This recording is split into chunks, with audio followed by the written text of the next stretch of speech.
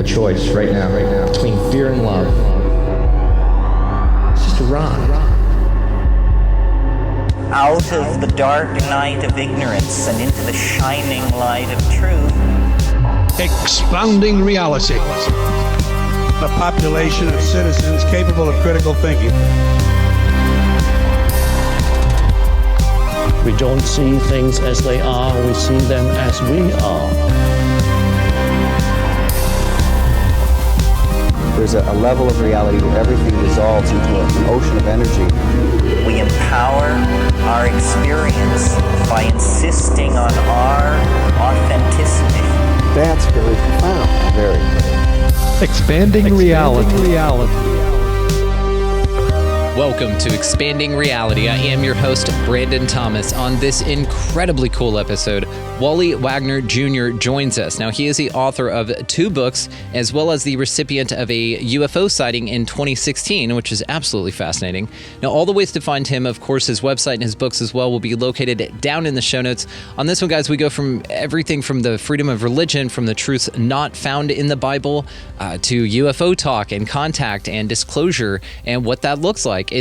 Wally is a fascinating dude. We hit it off right away. This is a brother that I'm talking to here and nothing less, and it's absolutely fascinating. So all the ways, of course, again, guys, to find him located in the show notes, all the ways to find us, how to support the mission, value for value system, our new website, the handbook, our book that we published over here, all of that located down in the show notes. Check that out as well. But in the meantime, and without any further ado, let's get to this incredibly cool conversation with Wally Wagner Jr. Welcoming to the show, we have, of course, Wally Wagner. Wally, how are you, brother? I'm doing quite well, Brandon. Thank you for having me. Dude, this is outstanding. I've got my coffee here. I've been very excited about this conversation with you. I've spent many hours with you this morning on my own time here, finding out that you and I have a ton of stuff in common that I hope for you to reveal for my audience with your introduction here. So if you don't mind, just let folks know who you are. I'm a country boy from West Virginia, born and raised in the small coal mining town of Logan, which is about an hour south of Charleston. And yes, I have mined coal before, underground. I've had a very varied background. I've been bank manager to water plant operator to farmer to international sales, phlebotomist, laboratory technician, just a bunch of different things. And I would always get tired of what I was doing and just jump to something else. So it's kind of like what we're going to talk about today, Brandon, varied subjects. I'm happily married. We have, my wife has one son. I claim him too. And we have a house cat by the name of Simon, who we rescued from the shelter. And he's the king of the house. I live in Bedford, Virginia now, which is in between Roanoke and Lynchburg. I'm within sight of the Peaks of Otter off of the Blue Ridge Parkway. And I am retired now. And as a result of my sighting back in 2016, I guess you would say I'm an author now. I've written 2 books and considering a 3rd one. So that pretty much brings you up to speed. That's outstanding. Well, I just founded a publishing house, so if you want to take a meeting, let's definitely do that before you publish.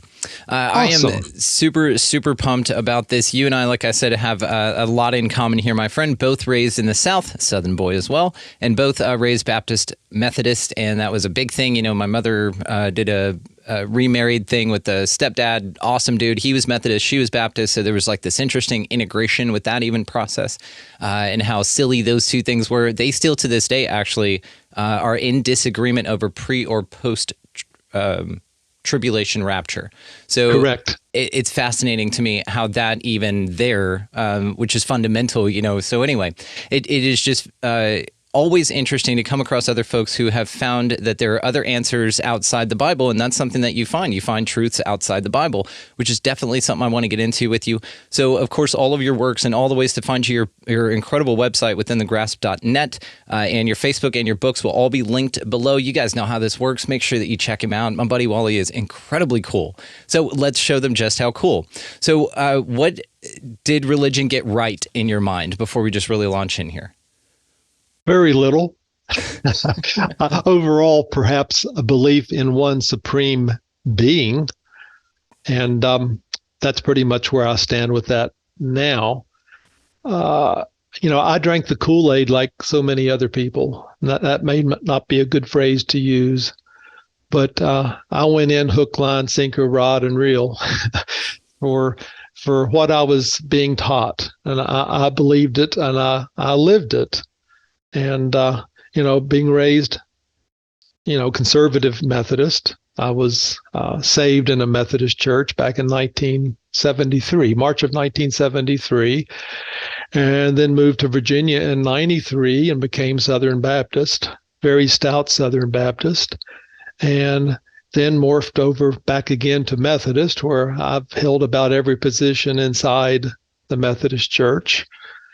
And morphed from there into what I am now, basically a spiritual being with no true affiliation with a mainstream church. I go to wherever I want, when I want. And it's been quite liberating, I must say. Yeah.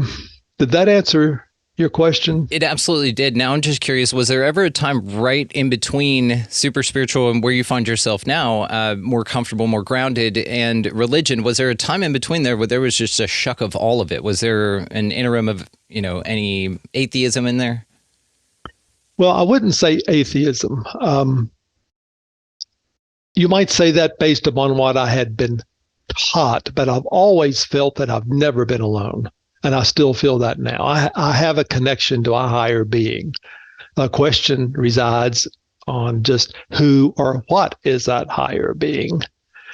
When I wrote my first book back in around 2020, Crossing the Crevice, at that point in time, I was still accepting the biblical God or the Old Testament God as my God and my Father. Since then, Brandon, I have morphed into, there is no way that is my God. There's no way that could be considered God. The one murdering all the babies? Testament. You got it. You got it. Thousands. And this was murder. They weren't not indoctrinated.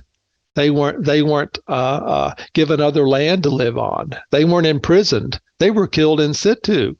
Men, women, and children. And the one time they brought some women back, they were just used as mere chattel to the Israelites. But my God now is basically the New Testament God. And that's based upon what we're taught, that he is spirit, light, and love. Those three attributes, with love in spades. The whole universe now, I realize, is love. And we can't even fathom his love. And his is even a misnomer, because God has no gender, just like you and I don't have a gender. We have a body which purports to be a gender, but who we are and what we are has no gender.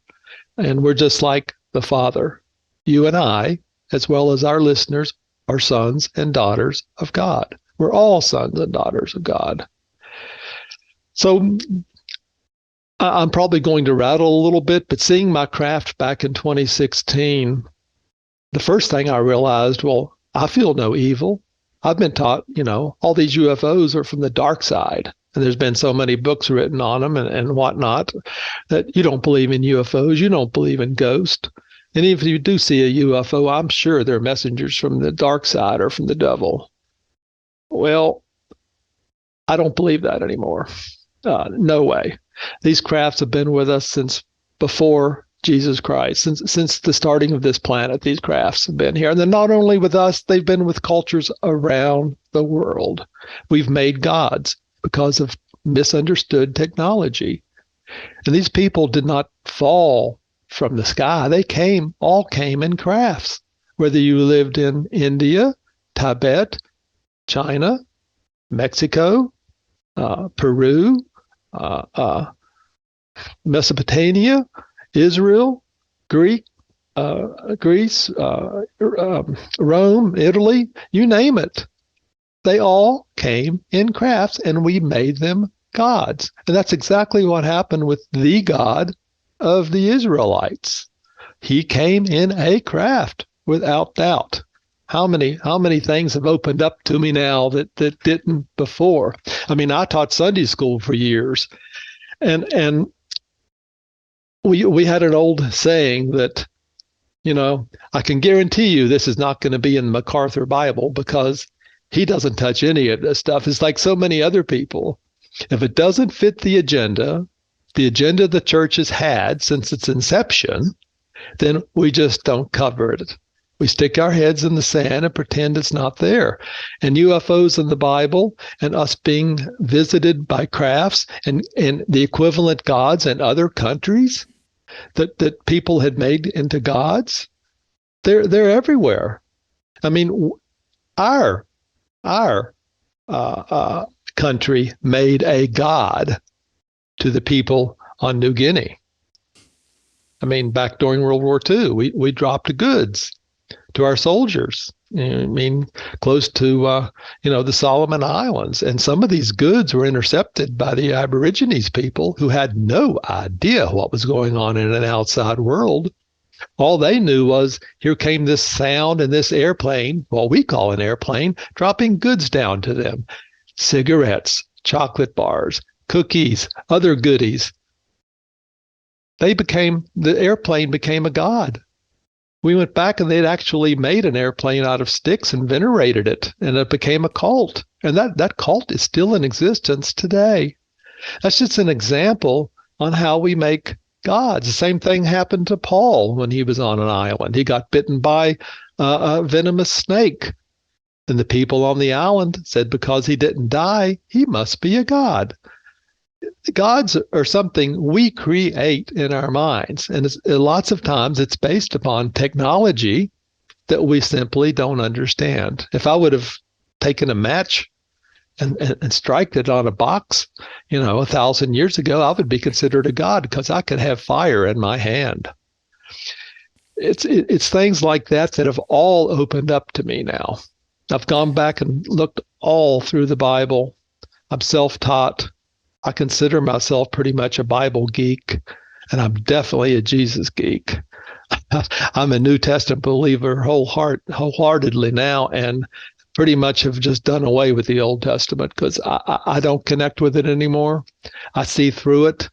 There were crafts there all along. I mean, whether you're looking at Elijah, Ezekiel, even John in Revelation in chapter 4, you see the door open in heaven. That never clicked with me, but it clicks now. That door that opened up in heaven, anything heaven is looking up in the sky, that is in the craft. And he received the words from that craft, just like the shepherds did on the night of Jesus' birth, just like Paul did on the Damascus road. This voice comes from the sky. It's coming from a craft. And it just has blown my mind now. After I wrote my first book, I got to meet with Reverend Michael Carter. I'm sure you probably know him. He's been on Ancient Aliens a lot. He lives not too far from me. He lives in North Carolina. But he convinced me that I am on a path. And this goes back several years, and sure enough, I am on a path. And when I'm on this path, I have left the gates of Western Christianity. Those gates have hinges, and a lot of people are afraid to step outside. But I have stepped outside and realized that many, many truths rest beyond the Bible and what we've been taught. And I mean, I don't even know where to begin. The first thing that's happened was I've learned to meditate. You don't learn to meditate if you're in Sunday school and church. You learn to pray. And to me, the two are completely opposite. Praying takes what you are and going outside, trying to connect to a higher source. Meditation is taking what's out there and absorbing it into you, and you learn who you are and your place in the universe and what you're doing to help society and help your brothers and sisters. And you get, or I have gotten, all these new tidbits of knowledge and wisdom just by learning to meditate. And I would say that's probably the first thing I have realized when I stepped outside those gates. Now I'm going to take a breath. It's fascinating, and you cover so many things. It's so well articulated. It's sort of the what you experienced there was sort of the equivalent to spiritual Plato's allegory of the cave. You broke out, you sort of saw things from a new vantage point, and how do you go back into something like that and tell folks? You just don't, right? But there's hubris in that understanding. Yeah. I think it was Oliver Wendell Holmes who said, once the mind has been expanded, it never goes back to its original shape. And then Michael Carter gives a good one, that the finite will never understand the infinite. And those are two phrases that are going to stick, with me the rest of my life. That is so true. There's no way I can go back inside the gate and believe this. I hate to use the word minutia, but the agenda that I had been taught is no longer tasteful for me. I accept the brothers and sisters. I don't want to put anybody down. We're each on our own spiritual path. You have to find this stuff out for yourself. And I'm very, very cognizant of the fact that's where I came from. So, most of my friends are still in that realm.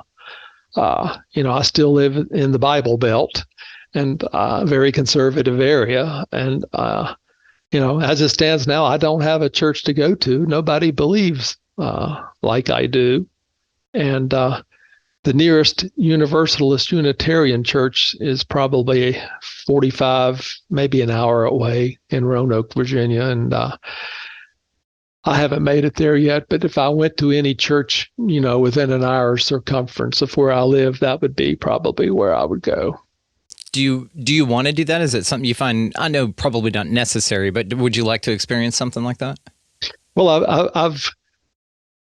yes, the answer is yes. Let me just say that. I'd actually, if I was 30 years younger, would actually consider starting my own church. I mean, we have over 33,000 flavors of denominations now, each tweaked just a little bit different from the other, so they stand out. Some a little more than others, like what you'd mentioned between Baptist and Methodist.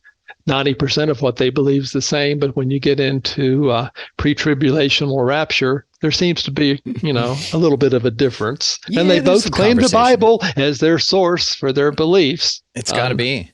I'm going to encourage you, though, here, and I'm feeling the audience backing me on this. There's no time like the now. And what I will say about the 30-year thing is 30 years ago, you weren't the 30-year mentally progressed as you are now. So what's fascinating about this is you actually are at the perfect time right now to do what you'd like to do. And perhaps this could be something iterated in the third book, perhaps some options and some outsourcing of the putting that out there to kind of just see what comes back. I'm not going to limit you there, my friend. I'm going to go ahead and say that we're declaring right now that you're just kind of prepping the minds of everyone and the spirits of everybody out there looking for something greater that they don't have to feel like you do right now, isolated on their own.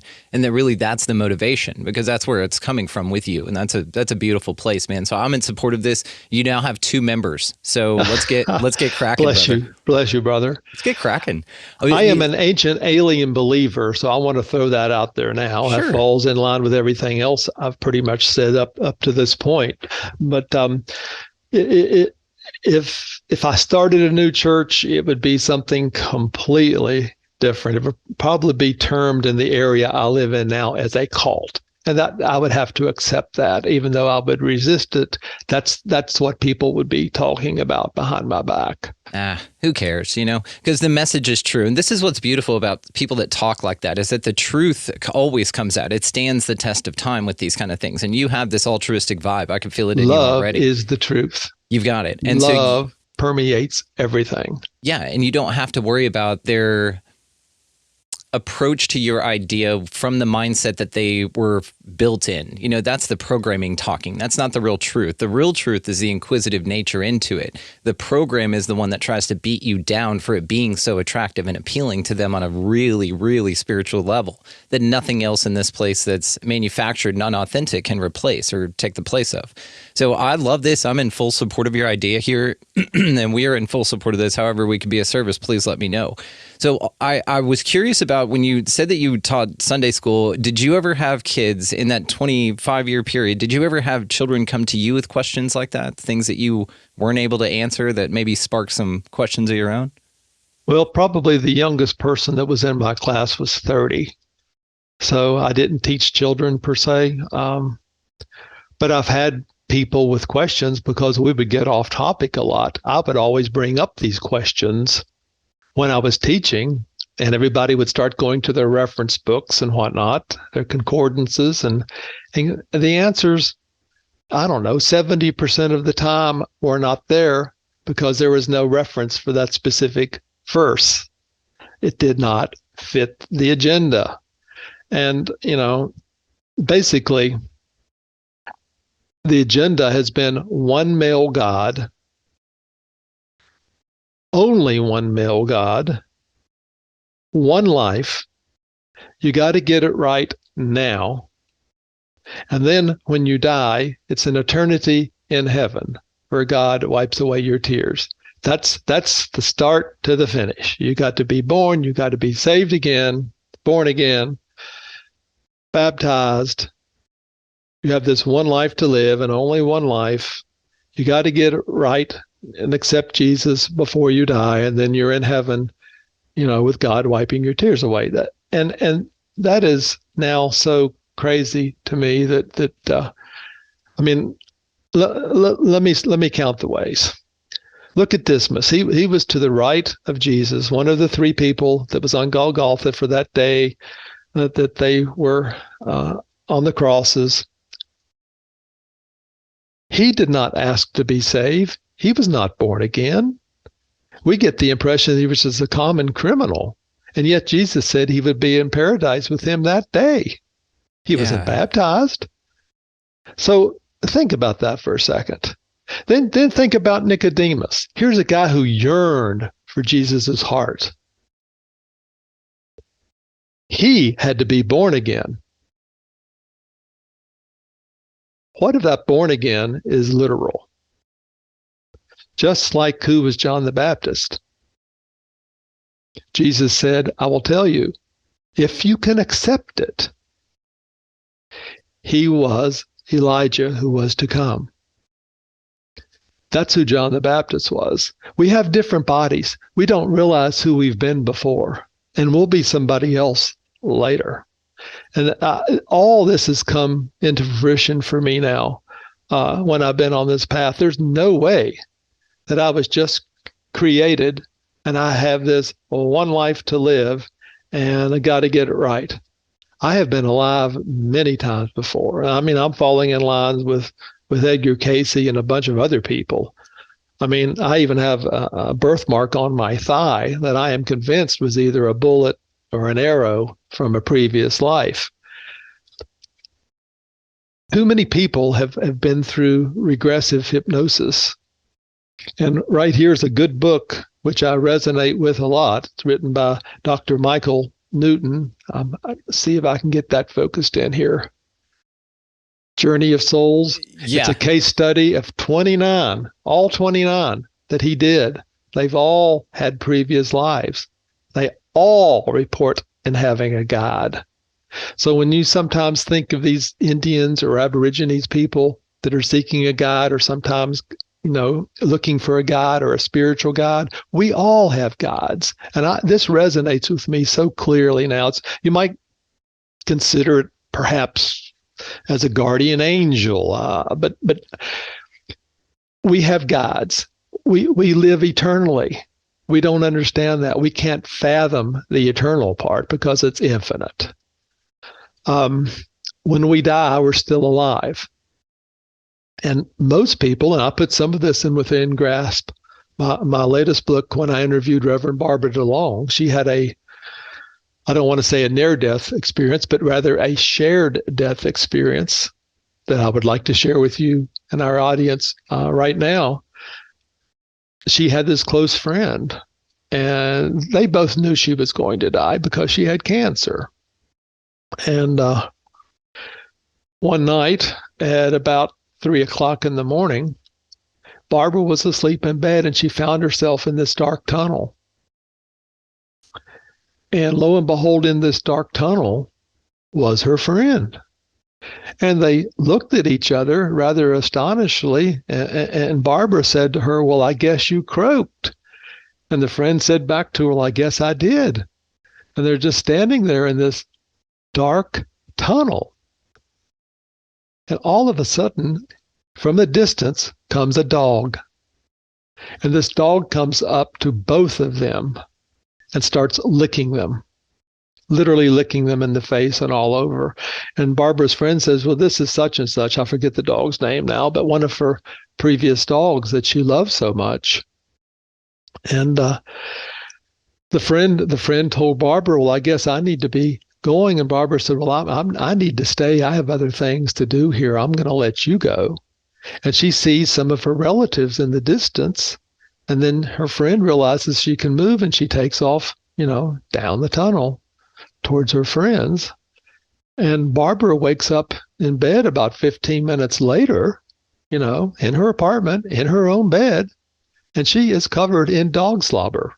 And dog slobber, if you have a dog, she has physical attributes of that experience. And later that morning, the doctor called her and said, "Your friend passed away." And Barbara said, "Yes, I know. It was about 3:00, wasn't it?" And he said, "Yes, how did you know that?" And she just said, "I was there." Now, that is so cool.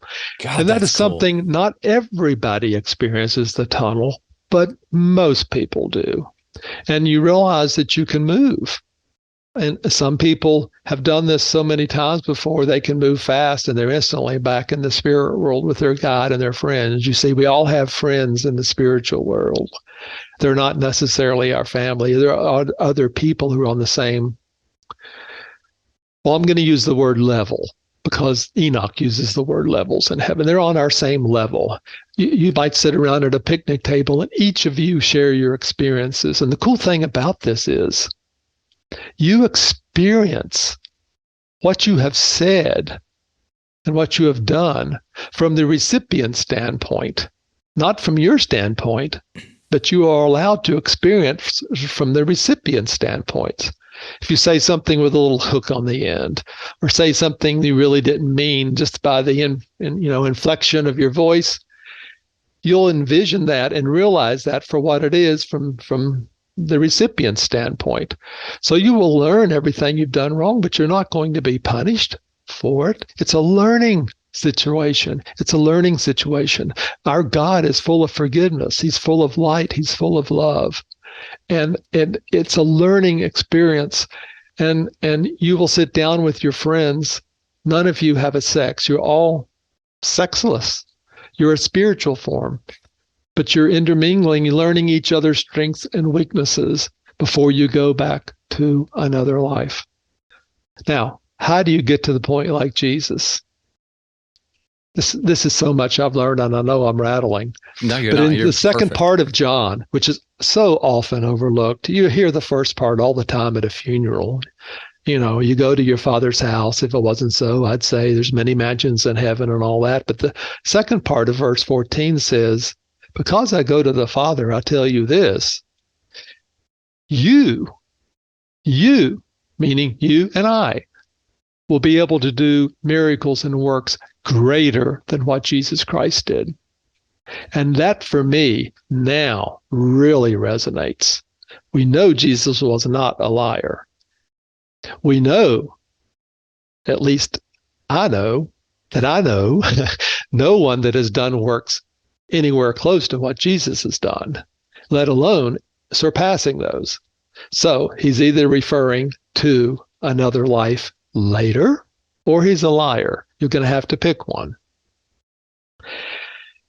For me, it's another life later as we continually develop our soul. Our purpose here is to learn how to love and to develop our soul. Those are the two prime purposes. The first one is paramount. Learn how to love your brothers and sisters. That is so important, and that is what resonates with me so much now. We're all brothers, we're all sisters, we're all on our own spiritual paths. We all have weaknesses. We all have some strengths, but none of us are on the same level as Jesus. We have more lives in front of us with more learning to do. And I have been asked, Brandon, well, how do you know when you're, ready to ascend or ready to be like Jesus? And I will give you my gut answer. It's when you're able to not have any negative emotions or negative thoughts enter your brain, let alone come out of your mouth.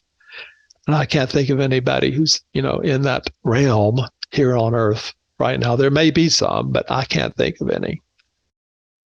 So these are some of the things I have learned along the way. Yeah, and even that concept is so challenging because even Jesus flipped over the tables with the bankers, even he got a little twisted. And even that's like the benchmark, right? So it seems like when inhabiting this body, what this physical experience offers is the range of emotions offered to anyone that inhabits this physical realm, including getting twisted at some dumb bankers and flipping their tables over, right? But it's, a point that, is passionately made, and passion is part of that. And it can be misconstrued as, any number of things, and all that's subjective.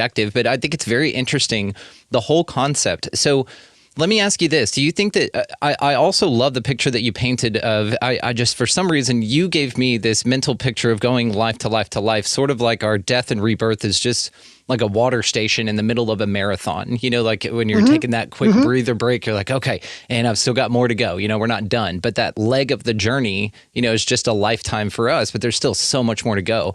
And I'm grateful that you brought up Dr. Newton's work. Journey of Souls was my second book to go through this year, and I loved it. My wife read it last year.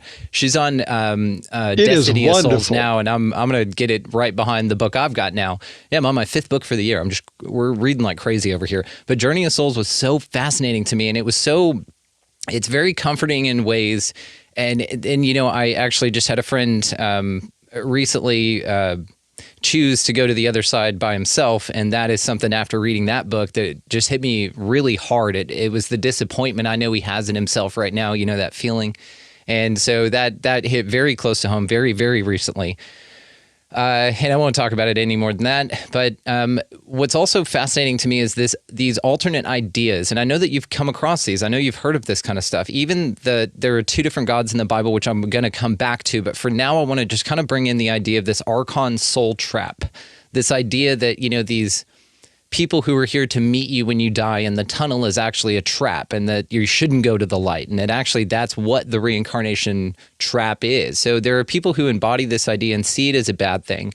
Now, if there are 2 directions in a tunnel, one then would be curious to say, and I haven't heard of any near-death experiences say, so I turned around to see what was down the other side of the tunnel. Everybody's going to the damn light because it's like a moth to a flame, right? Where they're just drawn to this thing. But again, could that in your mind be a possibility that there's sort of an apprehension of souls here? And even this leg of our journey, let's say, sticking with the many lives, idea here, which I'm a big fan of, then that perhaps is part of this journey. Part of this marathon is to discover that and then just to turn around rather than to keep coming back. You have the choice. But as you have said, it's somehow like a cat using a cat box. I know you have cats. It's ingrained in you to want to go towards the light, right? Because you're in darkness, and you and I are creatures of the light. It just seems like in your DNA to want to head towards the light. But I've thought about this a lot, and what I'm going to say is what resonates with me. In the past, I wasn't sure I believed in ghosts. I do believe in ghosts now. Ghosts are people in their spiritual bodies or spiritual realm who have not gone towards the light. They're stuck in the tunnel. They may not realize they can move. They may not want to move. They may feel that they have unfinished business here on earth or need to finish something with somebody, and are just not ready to go, nor do they want to go. And I think that, for me, is what constitutes a ghost now.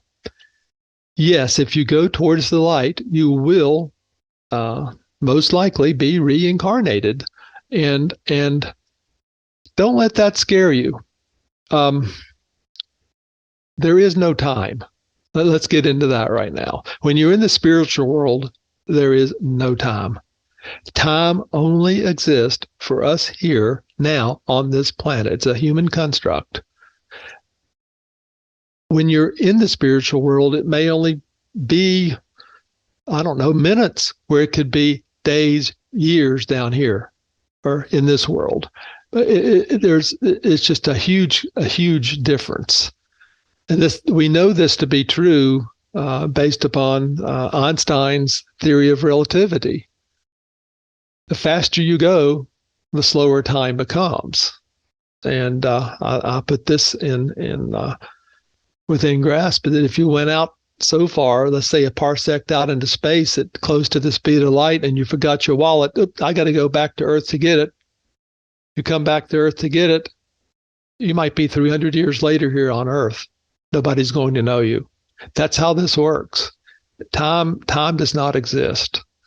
So when you're in the spiritual world, you don't worry about time, or you shouldn't be afraid of having another life. You want to have another life. You need another life. You need more experiences, more stimuli, more learning chances for you and your soul, because you want to become more like the Father. You want to become more like Jesus, who is multiple levels above where we are. So I'm not afraid to do that. I'm sure that I will go towards the light, although there's a part of me that wants to know what's in door number 2 over here, what's in door number 3 over here. Yeah. Especially, well, I'm not sure that evil exists the way we've been taught it exists. I know evil's out there. If you've ever had a chance to read Linda Moulton Howe's 2 books, they're wonderful. She mentions that even some of the entities know that there's an evil presence out there, and they're even afraid of it. But what we've turned to be evil here on, in our little planet, between what we call Satan or the devil and who we called God or Jehovah, it's all wrong. I mean, my studies have taught me here in the last, I don't know, maybe 3 years, that,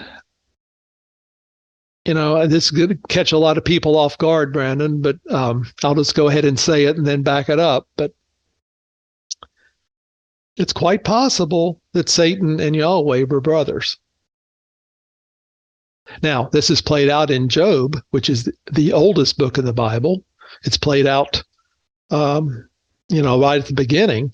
If Satan is so bad and anti-God, why is he even allowed to walk on God's creation?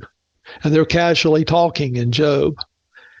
And to show you that this Old Testament God is basically just another entity who has superior intellect and superior technology than we do, he uses Job almost for a bet. And look what it cost Job. Now, you're not going to hear this from behind the pulpit. You're probably going to hear the patience of Job, or a sermon on patience. But look what it cost Job. Oh, but wait a minute. He got double everything he had. He got his children back. No, he didn't. He got 10 other children. He lost his first 10 children. They got killed in a windstorm. So how is that repaying Job when you lose your firstborn and your first 10 children? Did you just replace them with 10 other children? And there you have it. And then the material objects, which we're told you need to give all those away to even enter into heaven. From the New Testament, how is that compensating Job for losing his first 10 children? I have a big problem with that. So from there, I have read, and this resonates with me, that's why this so-called Satan, brother of Yahweh, interfered with Yahweh's garden. Bingo. Get even. Satan lost the bet. I'll show you. And sure enough, that's what happened. And this is played out from a lot of texts, that the remaining text, that have come out of Syria, that support that this local Canaanite or Levant, the Fertile Crescent around the Mediterranean, had a god, and that god was named El. El.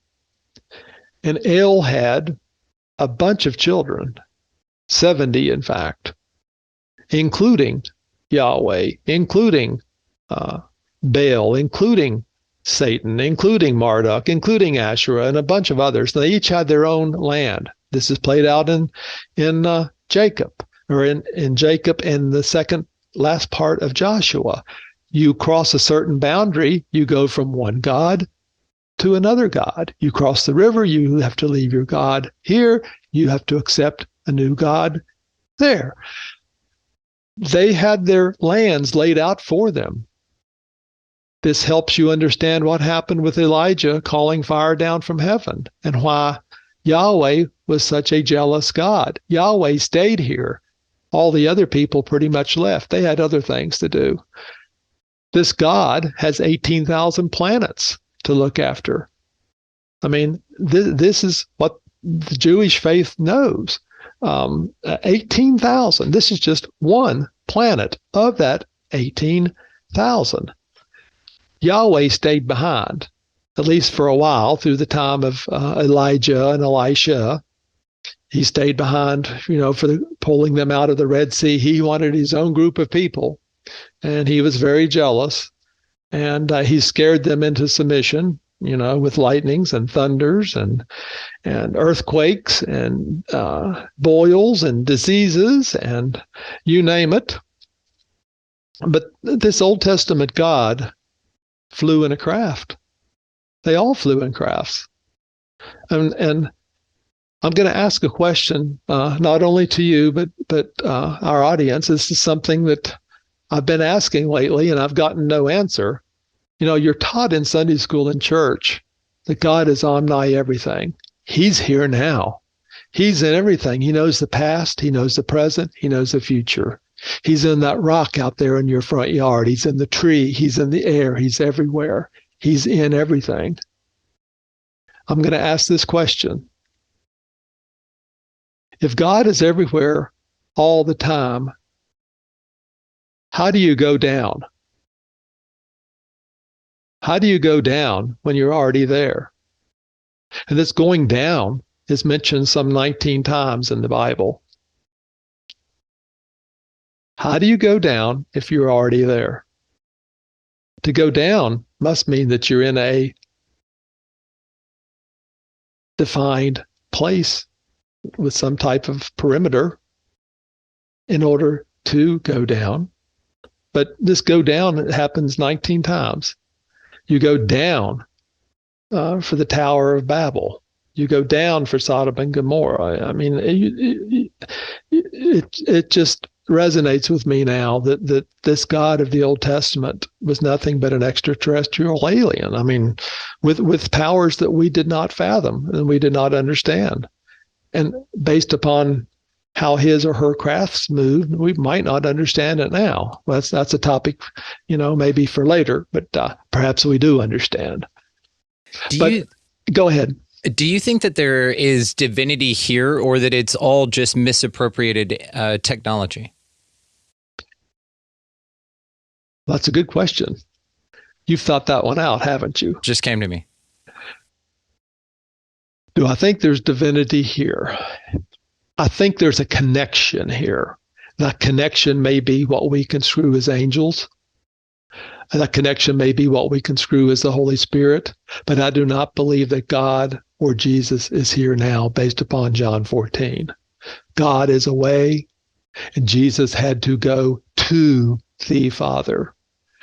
And if you read the Assumption of Moses, which is a book that was left out of the Bible, which is referred to, but indirectly, but left out. I put it in Crossing the Crevice, my first book. You'll see that Jesus's visit to this planet was termed a visitation, and a visitation dictates, just being here a short time and you're on to someplace else or back to your house. Yeah, like a short little stint of divinity and then out, which still could be technology, just like you mentioned the cargo cults earlier, and I'm grateful that you did. Now, I am curious why nobody's told those poor bastards that it's just airplanes and been able to kind of let them know what the truth was after that long a time. Well, are you going to tell, I guess it's the same reason that nobody can tell me that Jesus isn't the Son of God. That's fair. I mean, there's things that's programmed in you that you're initially not ready to accept, but if you keep getting stimuli and keep being able to see what you see and understand what you see, maybe those thoughts will change. I know that's what happened, for me. Right. These changes didn't happen overnight. I had a catalyst seeing my craft back in 2016, and that slowly started, getting the ball to roll. I started connecting back to Chariots of the Gods, a book I could not put down back in the 70s. And I'm saying, man, this guy was on. He was just way ahead of his time, but he was dead on. Oh, Von Daniken, it's back there right next to Journey of the Souls, by the way, right up there. I've got it behind me too. Yes, sir. One more thing before we move on to your, because I absolutely want to talk about your encounter. I'm just curious about your philosophy on this, that let's say even from your own journey here, which I also really wanted to bring up with this as well. It seems here that part of our learning, part of the lessons here is to break out of established systems that no longer serve us once we get to that level, right? Some people repeat the third grade because they need to, and that's okay. But for some people, for a good majority rather, it's not value dependent, they can move on to the next one and don't need to repeat the same lesson. So you have moved on from the idea of the Old Testament God, absolutely, and I can see why, because they do. And again, that is absolutely another conversation that I will absolutely have you back on for. There's a whole nother thing I want to talk to you about on that. But sticking here, then there does seem to be this juxtaposition from where you were to where you are now, and it took a few levels of breaking through belief systems to get there, subscribing to, figuring out, and then moving on. So my question is do you feel that where you are now is even maybe another stair step into something else, some greater awareness to where perhaps there's no evil at all, and maybe this is all just a facilitation or a simulation or something, but the lessons and awarenesses that you needed to learn going through the ego structures in the way that you did, in the way that we all do, and breaking through the programs as a means of self-discovery here, which empowers you and propels you onward. Do you feel that there are still more discoveries like that left for you, or are you pretty happy with where you're at? I have not seen the end of my path yet. That's the first thing I'll say. I'm still learning, discovering, and absorbing as I go. And only a fool would sit here and say, I've got it all figured out. Come on. No way. Come on. But my mind is so open now that I laugh at nothing. Let's put it that way. Well, I've got something else I want to touch on real fast, which connects with what you just said. Another book that I had read back in the 80s, written by Gary Zukav, called The Seed of the Soul. That resonates with me too. I don't know whether you have that, but he makes a very good point. He used to feel sorry for somebody if you were driving along seeing somebody crawling in the gutter. Now he realizes that's his place in life, and that person probably needs to be experiencing that. And who is he to interfere? God, that's tough to get to, though. It's so damn hard to get to. And even then you feel like, have you been tricked by some evil in the way that your empathy is being masked by something else, where you're told to deny that which you're drawn to do and compelled to do, which is to help. Now, interestingly, it feels like that empathy that we're drawn to do is our truest self connected at its highest level. But there also seems to be an awareness of us that there were actors in a play and that there's a game going on with rules here. And those rules need, to be abided by. But it goes against this higher connection that we have that's very strong. This is something I've struggled with, that with animals, with the elderly, with children, with homeless, with, and not even inequality ideologically, just dumb shit, Wally, you know what I mean? And so I've very much struggled with this. And to get to this point is it's very challenging for anybody, even when you get to these greater concepts of awareness that we're all one. And having a spiritual experience and all that, it still hits you, and this is one of those table flipping over moments for Jesus, right? You still feel it. You still embody the emotions of this place, but it's with the higher wisdom that you offered here with that's where you transcend and transmute. And Jesus was half human. Oh God. I mean, yeah, well, you have to, and that's the thing though. It further proves, not even proves, it further just lends to the idea that this is a fully immersive environment, that when you're here, you sign up for the ride. Whenever you Exactly. You are on a stage. Yes. You are being watched all the time, whether you know it or not. You are being watched. Every thought, everything you say, it's almost like being in a closed loop system. Yes. It's recorded. Yes. It's going to be played back and shouted from the housetops. I mean, there's no secrets. But the judgment of it happens here. This is where you and I share this, right? The judgment happens here. And really that this is just a place where that can play out, literally play out in a play. It's just how I am looking at it now, but like you, my path's not over yet. I think we probably agree that we make our own hell here on earth. Yep. I mean, judgment does occur here. It's forgiveness and love in spades when you cross over. Yeah. And I can't make enough out of that. Unless you really screwed it up. I mean, and even then, murdered, and even then, you're not going to be killed. You might be pulled off for one-on-one training, aside from all your friends in the next world.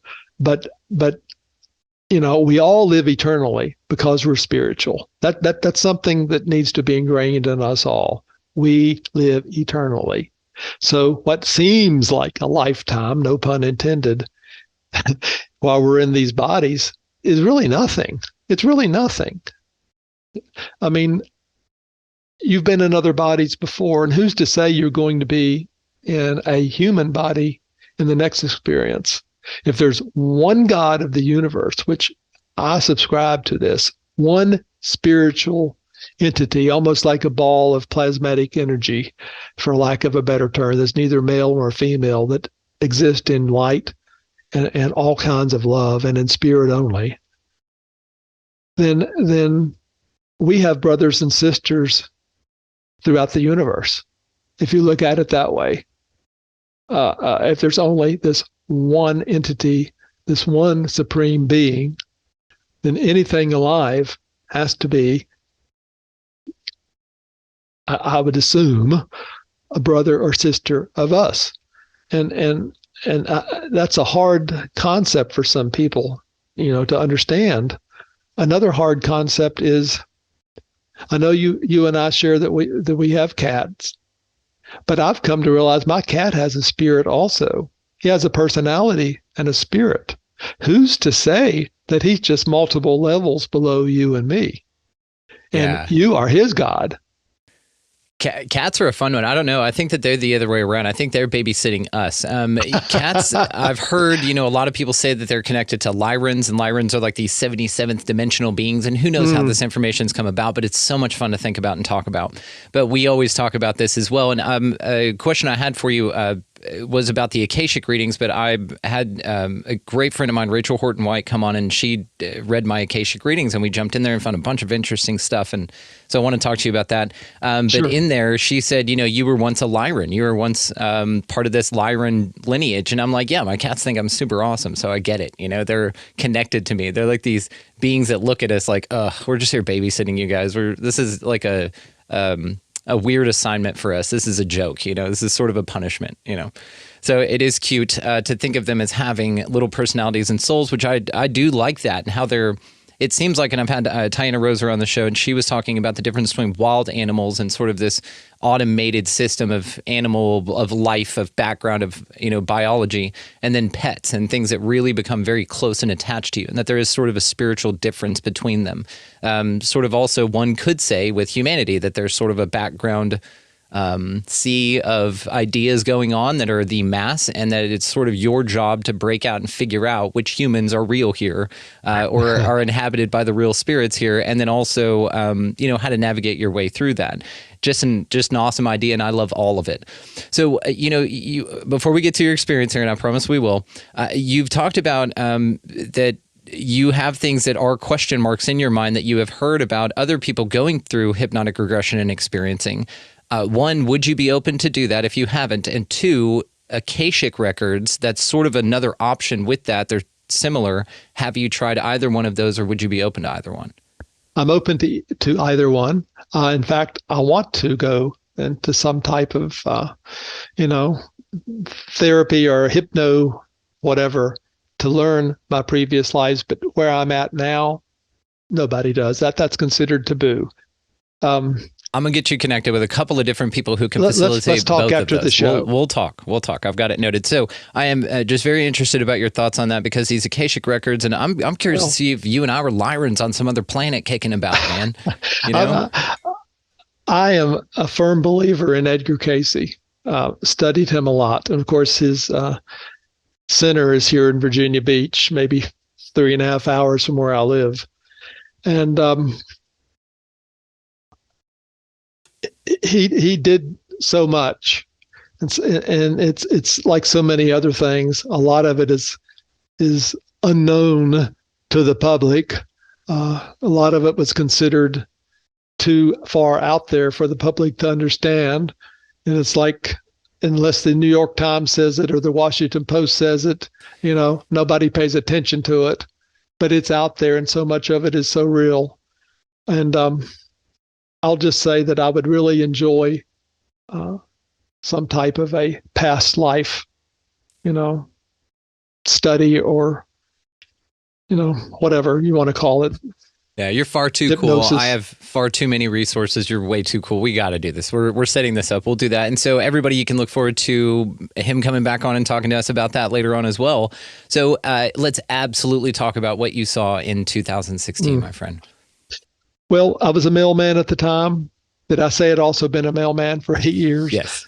I mean, so many things. I was nearing retirement, and I just made a delivery here in the county, a rural carrier.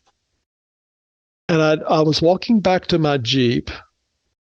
Something told me to stop and look up. And I was standing out in the lady's front yard, and I looked right up over my head. Here was a white, oblong, solid-looking craft, what we now call a Tic-Tac. And a picture of that is on, the cover of both of my books. The sky was as blue as you could imagine. There was no wind, no trains, no cars. I was out in the country. There was no sound whatsoever by this craft. It had no wings, no nacelles, no windows, nothing to support it being there. At the time, I guessed maybe it was 1,500 to 2,000 feet over my head. I have gone back there multiple times. Maybe now I'm thinking, I don't think it was that far over my head. I'm thinking maybe 500 to 1,000 feet. In any case, the dimension was probably a 5x3, maybe 50 feet by 30 feet. And that's seems to be the exact same size of what we've seen on TV now as what's considered Tic-Tacs, except this was the year before all that came out. So I had to watch what I said. I didn't think too much about it at the time. In fact, my very words were, well, hello there. And the craft let me see it for about 3 seconds. Then bingo, it's gone. And all these questions, of course, start going through your mind. Did you really see it? Was it a blimp? Was it Google taking, a picture of the Earth? Was it a weather balloon? Did it cloak? Did it take off so fast I couldn't see it? Did it go into another dimension? It just around and around in your brain, this goes. I didn't mention it to too many people at the time, just some family members in my Sunday school class. I was teaching Sunday school at the time. And they took it, fairly well. I have to say, they took it fairly well. And it happened at about the time our organist saw a craft here in this county too, that she let the cat out of the bag that she had seen. So, I think we've reached the point where people don't laugh anymore or consider you wacko. We've progressed from the 50s to the day the earth stood still to where we're at now. You might have Star Wars and a lot of the TV stuff, to attribute that to. But it's okay to talk about now. I'm not considered crazy.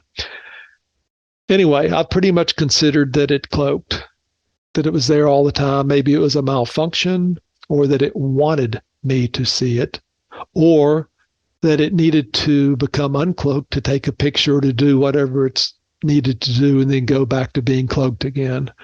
There are those that would say that it wanted me to see it because maybe they knew I would write a book, maybe it would change me, and maybe I would convince 1,000 people out in society to have more open minds. Maybe they knew that. I don't know. Maybe it was some type of telepathy with me. Something did have me stop and look up, which was kind of atypical because you're always in a hurry to get back to the post office to meet the truck, or you'll be late and you don't want that to happen. So you're always in a hurry. But I stopped and looked up for whatever reason, and it was there. As time went on, the following year, my mom was diagnosed with stage 4 cancer and died. So that whole following year was pretty much shot. But after that, the Tic-Tac was on TV, the Clippets, and, from the Nimitz and all that.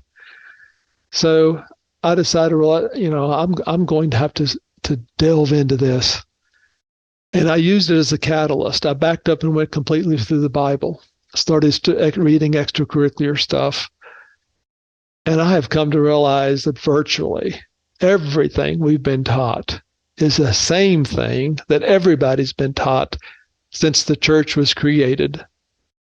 And the church was created on a fallacy, the fallacy being one male God, one lifetime to get it correct, and that you have to accept Jesus Christ as your Lord and Savior, and be baptized and be born again, and publicly confess that you've accepted him, and all that to get to heaven. And that's not right at all. And I have come to realize that. And now I've realized that what I saw is the same thing that Ezekiel saw. It's the same thing that Paul saw. The same thing that Elijah saw. The same thing that John in Revelation saw. It's a craft in heaven. A craft in heaven. Anything up is heaven. And I've realized that these crafts are all throughout the Bible, but they're never covered in Sunday school. They're never covered from behind the pulpit. It does not fit the agenda at all. And I'll tell you what else doesn't fit the agenda. Female gods. Let's talk about El again. This is often overlooked. But Jacob makes an altar to El in Joshua, or actually it's Genesis 35, I think. He makes an altar to El, and he calls it the house of God. This is after the night he wrestled.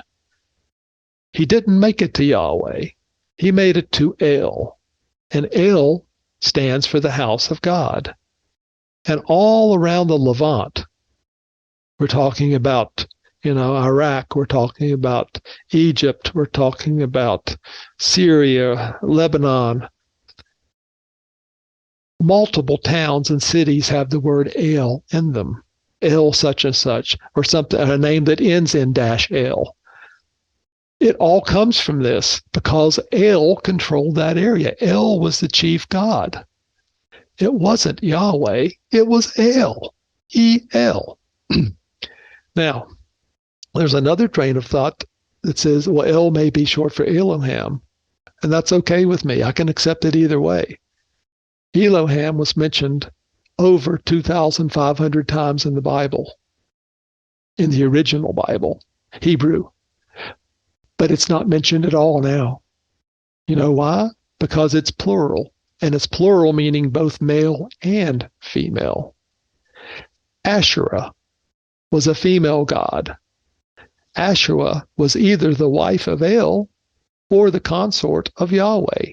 Wherever Yahweh went, he had someone with him, a female. Asherah was venerated by the Israelites. Way too many artifacts and statuettes have been found back during the time of Solomon's temple in Rehoboam. We know that Asherah was the queen of heaven, and she was venerated often by a pole, a stick, or the symbol that we may consider the medical symbol with a snake around it. That's who Asherah was. She was considered a god too. But guess what? It was a one-male scenario when the church was constructed. Females were second-class citizens. Their jobs were to cook, to clean, to mend. It was a male society, all male canonist, male priest, male everything. Females didn't even get to vote, until the 20s in this country, let alone have female pastors like we have now. But my point in being that this Asherah was a god, but she was taken out of the Bible until we had the NIV. In the King James, Jehovah is mentioned 7 times.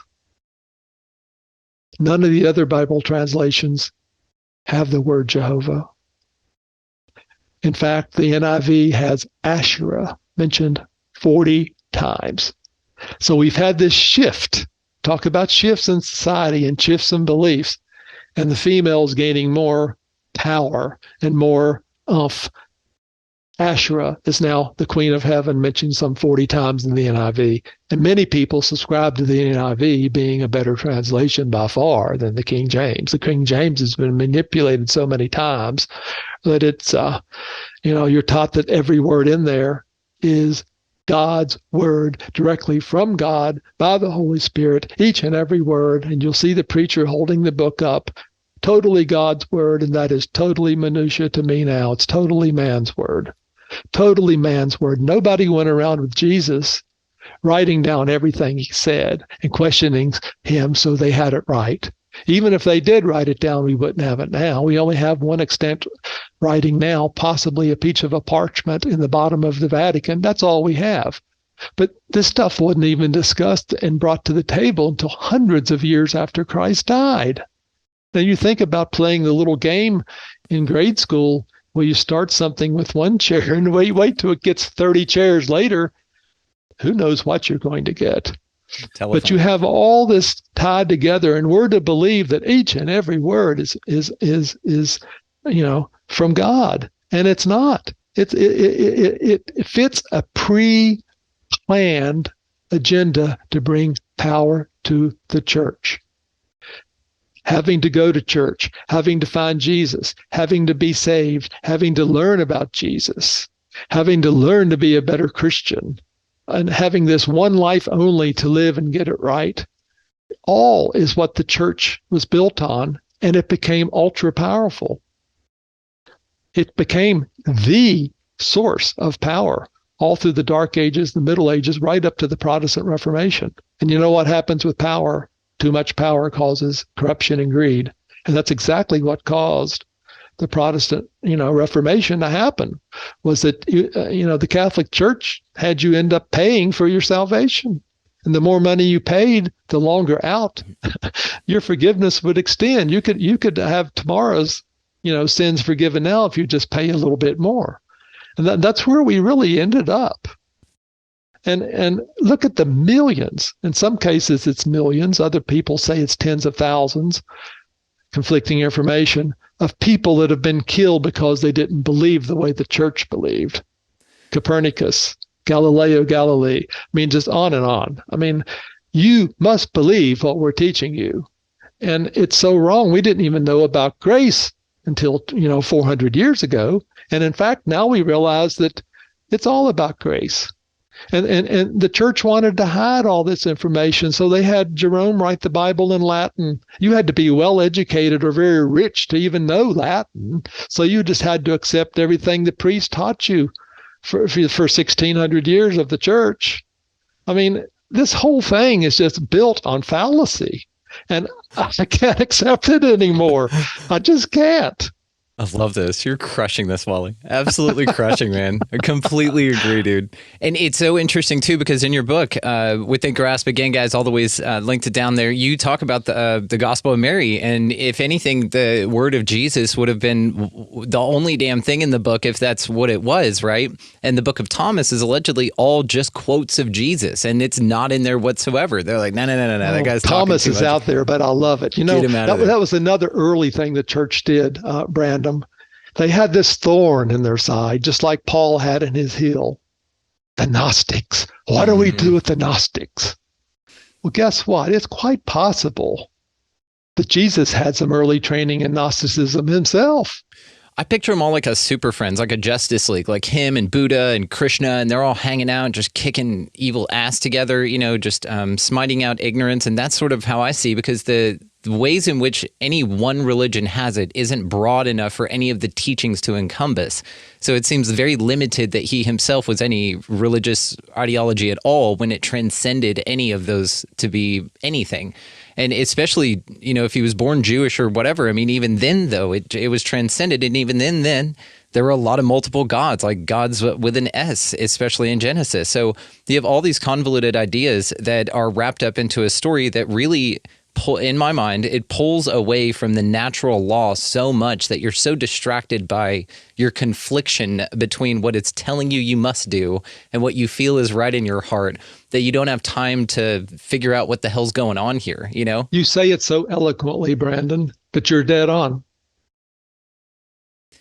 But this is back to what we talked about your discovery. And I think that this is why things like that exist here, is for you to break out of, because that personal empowerment of figuring out against all odds stacked against you, you know, we're talking like you and I, it's my mom and dad, it's my family, you know, it's all the people I grew up with. All those people really bought into this. And even when the pastor, and I'll never forget this, man, sat there and held that book up just like what you described. And I just get chills thinking about it, and sat there and told everyone as an expert on this book that it was the only book in existence that could claim that it never contradicted itself, not once. And I just there was something in there that was just like, wow, that's an impressive claim. And I mean, I remember being like 6 or 7 hearing this and just being like, something didn't sit right. But again, you know, you got all these people around you nodding and agreeing, and your mom and dad and everybody just nodding and yes and that's oh Jesus. The problem. They all have blinders on. Nobody does their homework. Nobody checks this out for themselves. They would rather be led. So let me ask you this then. Do you feel personally responsible to wake people up from that truth? Yes. You do? Yes, I feel that is one of my callings now. So that's why I'm on your podcast. I want people to realize that this, I hate to use the word Kool-Aid again, but it seems to fit so well. You know, and that this Kool-Aid you've been drinking is not doing you any good.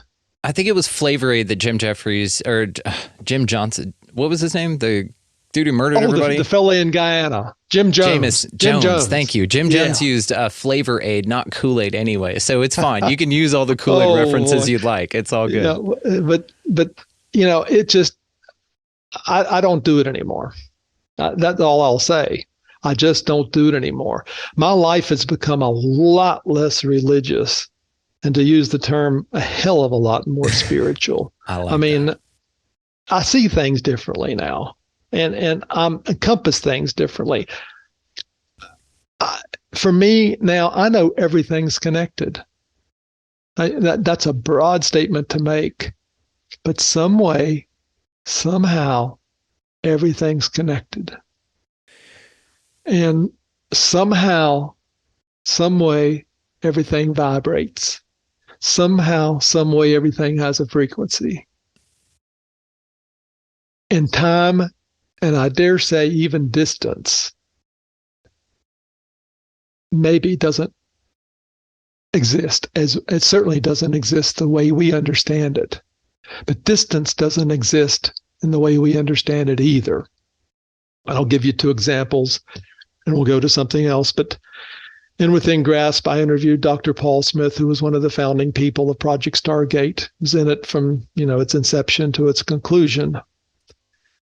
And I asked the question, if you were to remote view, let's say a planet like Pluto, versus remote viewing something a mile down the street. Is there any time lag? The answer is no. You get the impressions from Pluto the same length of time as you do from a mile down the street. Great question, by the way, Wally. And that tells me another thing that we're just realizing in quantum physics now, that if you ring a little particle over here, its cousin, exact same particle over here, rings as well. And over here really doesn't have anything to do with the space from here over to here. And that plays out with a tuning fork. And I put this in my book. You ring a B flat, for example, you have 15 other tuning forks in your room. Only the B flat's going to match what you just, vibrated in your hand. They match each other. And that is so cool. You can draw so much from that this time and space thing, we've got a lot to learn. At least us regular people. I'm convinced there's some people in our government that have already been exposed to this. That's another topic for another time. We're talking secret government. But, lizard turds. We have a T-shirt for it. You guys check the show notes below for the lizard turds T-shirt that's representative of our governments. Not all lizard people are turds. There's just some that are lizard turds, and they are running our government probably. So, oh boy, whenever you look at the analogies, like you just talked about, how to piss off Albert Einstein, the spooky action at a distance. I love that, by the way. That sort of thing, and a phenomenal question, because this idea of distance and time is something, like you said, only relative from our perspective, which I also find very interesting as well. Then, one thing I really wanted to ask you here was how do we go into the box of religion, hearing that God's everything and that there's nothing separate from God, but hearing in the very next sentence, or perhaps even linked together in the same sentence with a but, you're separate from God and you need to come through me to get it. Like, how does that disconnect happen? It's just a belief from the first part of the sentence to the second, because they're two completely different ideas. We go from this God's everything, and then because then you look around and you go, okay, well then Jesus and perhaps Satan were, let's say, brothers. Let's just anthropomorphize them, even Enlil and Enki, something like this, even the Gemini twins. And so there's a lot of references astrotheologically that tie into this as well that could just be, it's just a bunch of stories about constellations, And so even that perspective is fascinating. So whenever you go from this is an idea of anthropomorphization of just things happening in the sky to then tying in the idea of people attempting to describe and story those same constellations along with the beings they saw coming in craft that they couldn't understand from them, then you tie all of that together and you say, okay, well then religion comes in and says, here we are, we have these answers, and here's this box that you play in. And again, when you're in that box, you say, okay, well, I'm separate from everything, but there is a big thing that I can get to later if I'm good enough and play all the right games and, win all the right prizes and things like that. So there's just an interesting idea from that they introduce it to you. It's like they tell you, but then that you can't have it a little bit. It's sort of, again, to the concept of that everybody just accepts this vernacular of having your cake and eating it too. Like, you can't have your cake and eat it too. What the hell are you talking about? Why the hell would you have cake if you weren't intending on eating it? You know what I mean? So there's this idea of this separation right in front of you. And you have, of course, broken out of this. And I think it's fascinating the work that you do, especially with giving people your truth on this, having come from the background you have, having read the text that you have and applied it to so many different ideologies and methods of ways of approaching this conversation. So do you find that astrotheology, have you heard of that at all? That just basically the Bible is just a big story about when to plant your crops and all that kind of stuff, and nothing really divine, as it were? I've only heard about it. I really haven't studied it. I do know that basically everything was based upon the stars back then, constellations, movements of the stars and whatnot. Even the night that Abraham was born, or Abram, people saw stars move. And so these stars have moved a lot in the Bible, including the Star of Bethlehem. They're not all stars. Anything that was a light in the sky was considered a star. Some of them are crafts. And I've considered what you've said, and yes, I'm happy to have a box cutter. So I cut myself out of the box. I can pass out box cutters. Nice. Once you're out of the box, you never want to go back inside the box. It's freedom in spades, new realities, new truths that supersede what you had been taught before, answers to questions than what you've had before. And sometimes you get the answers before you even realize you have the question to ask. And I found that out several times. But this path that we're on, you realize we're all on a path once you exit this box. And you're on your own path. You're not on some path someone tells you you have to be on. You're on your own path. You're finding out these realities and these truths for yourself at your own time, at your own speed, in your own way. What resonates with you is not being force-fed some agenda, which is basically wrong. I mean, I hate, it's wrong. What I have been taught in the past is wrong. And I know that in every ounce of my being. So I am so glad to have all that behind me now.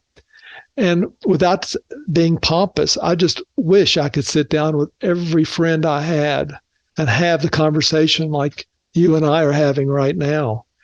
And I think maybe after about 5 or 6 hours, I would have them leaving the room either hating me or scratching their heads saying, you know what, he's really onto something. Maybe I need to look into this.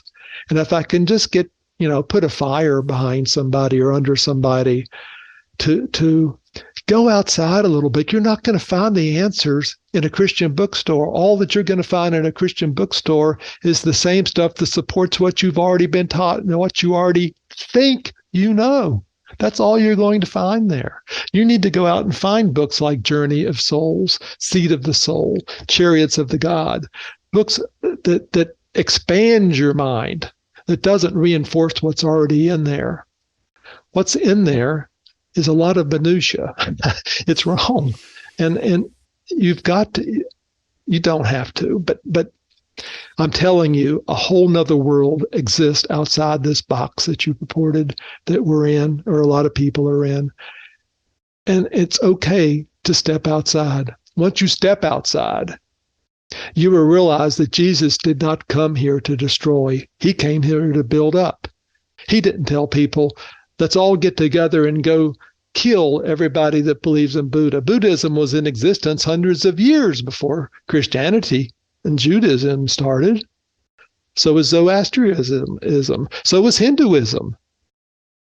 Hinduism has their own gods. Jesus didn't say, we can't read one word that he spoke ill against any of those gods. And not only that, Jesus never called Yahweh or Jehovah his father. It was always Father or Abba. Now, let that sink in for a few minutes. Father or Abba only. And there's so much I've connected, in the past that one thing is, I want to throw this out, the word spirit. I'm probably going to murder this word. I've been accused of murdering it in the past. I'm going to try it again. Ruach, the Hebrew word. Spirit. We often think of, something you can't see. Clouds are sometimes crafts and spirits are sometimes crafts when you're in the Bible. Hebrews only had about 7,000 words when the Hebrew Bible was put together. You compare that to over 170,000 words in the English language, and you can see that multiple words can apply to one word in the Hebrew language. Spirit is one of those words. You have to look at it carefully to see whether it means a craft or an actual ghostly spirit. Many times, such as in Jesus' baptism, it's referring to a craft. How do you see the Spirit of God descend? First of all, God's everywhere all the time, so he doesn't descend. And then he has to be in a craft to descend for the word to come out. This is my son. Within, the routine. It's always from a craft. And you see John in Revelation. This was skipped over so many times. I feel embarrassed to even talk about it. John is called up into the Spirit, not in spirit. Every translation, even the Koine Greek, he was called up into the Spirit. This is the place where Spirit is referring to craft. He was flown around the heavens, and that's how we get to the description of the constellations that's played out later in Revelation. He sees all this. So the same thing happens with the word glory. We think, well, all that is the glory of God. It's His presence, Glory, the Greek word is actually doxa, and the Hebrew word is often hadar, or sometimes kabod. It's an unfathomable brilliance, a brilliance so bright you could hardly see it. And an example is when the shepherds were out in the field at night, the night Jesus was born. What happens? A light shone down around them, a focused beam of light, like a flashlight, hitting the ground in a perfect circle, shone down around them. Where did this light emanate? I dare say it emanates from the same place the voice came from. Same thing with Paul. Same thing with Paul on the Damascus Road. And I'll tell you what, we often sing Silent Night at Christmas, right? If you sing all the verses, you'll notice in verse 2 something that you may have skipped over before. It goes, these glories stream from heaven afar. I never knew what that meant until a year ago. Glories stream from the craft. They stream from heaven afar. Think of some of the pictures I put in one of my books with the craft up in heaven with the four beams of light coming down around Jesus. Those are glories. It was a glory that came down around the shepherds, a glory that came down around Paul on the Damascus Road, and it was a craft during Jesus' baptism. It was a craft during the Exodus, for the Israelites crossing the Red Sea and the pillars of light and all this and that. It was a craft when Elijah was up on the mountain and thunders and God wasn't in the sound and lightnings and all this and that. It was a craft that John went up into. It was a craft that showed up during the Transfiguration and the clouds hid it. The clouds often hide the craft. So much of this has come into fruition for me now that I've stepped outside the box to see that it's been there all along. It's just never taught because it doesn't fit the agenda. And if you're force fed all the stuff that's in all the Sunday school books and in all the Christian books you'll get and all the sermons and homilies that you'll hear, you're never going to get this. You're never going to get it at all. And I look at Judges 5, the song of Deborah and Barak. The stars fought from heaven. From their paths, they fought against Sisera. And then later it says, curse Meroz, said the angel of the Lord, utterly curse its inhabitants, because they did not come to help the Lord. When does the Lord need help? Who are these inhabitants of Meroz? Well, you go to your Christian bookstore, you ask a theologian. Oh, that's a geographical location outside of Israel. Nobody knows where that is. Nobody's ever been able to pinpoint where that is. But guess what? The Zohar, the Talmud, certain rabbis know what Meroz is. It's a celestial body. It's a planet with people. Hello? We're not alone. We've never been alone. That's the first thing you got to get across. We're not alone. And we've been here. The universe is full of life. And I'll say this based on one comment you made earlier. Dr. Barry Downing, who is within Graphs, sorry about that, I almost pulled my headset off, made a comment that I'll chalk up with some others that I'll never forget. He said, "This earth that we live on is a terrible testing place." And I really think, he hit the nail on the head with that.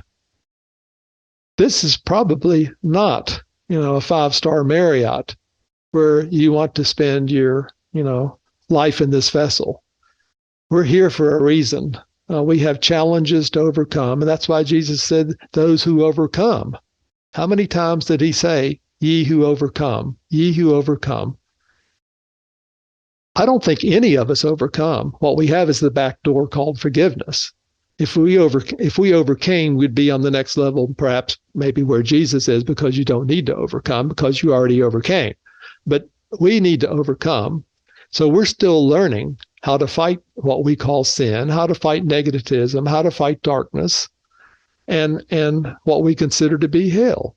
We need to focus on things that are in heaven, the good things, things of the light, things of the spirit, things that are heavenly in kind, goodness. And it all revolves, as I've said at the beginning, it all revolves around love. We're really here, Brandon, to learn how to love each other. And for some of us, that is an impossible task. I'd say challenging task. This is the time I won't agree with you. I think the impossible makes it so. I probably said that. I'm a boundless I'll optimist. go along with challenging, okay? I will absolutely. Very challenging. Absolutely share you in challenging. Absolutely. And thank you so much. I love what you said, man. So beautifully put. This is so in alignment. And it's so interesting to find these types of accounts and then really view them through this lens. It's just so interesting because now when you're talking about that passage where they said that you didn't go help God, I'm thinking of the 1867 to 1886, 1887 airship sightings. Have you ever heard of these? Where the Sonora Aero Club and they, we've had sightings we've had sightings all along. It's just if they're not in the Washington Times or on Facebook, they get thrown out. Right. That's why crop circles are still a real enigma. Love those. And definitely something I want to ask you. And what it made me think of is that, in those sightings, some of them said that they were inhabited by human beings, that they were just blimps or sort of dirigibles, but made of a technology they did not understand. They had electricity, which at the time was ridiculous. And they would land, just talk to them. Hey, here's what's going on with this. Just some sort of normal thing, which is why whenever things like UFOs or these extreme technologies and stuff, I sort of still kind of hold out hope that there is this breakaway civilization, sort of like the work of Charles A. Delshaw, like what we're talking about, that sort of broke out, got its shit together, and then just sort of comes back and looks at us every now and then in a sense. One question I really want to ask you here before I get to my last question here, and you and I could talk forever. I've already got you on the books for another show to come back because we've got to talk about the apocalypse of Adam. This idea that the God and Satan in the Bible were inversed, and we're going to talk. Well, I'm going to leave it there, and you and I are going to talk about that at another time. But I want to ask you about the importance of disclosure to you. So, do you think that governments disclosing that UFOs are real? Do you think that that's important?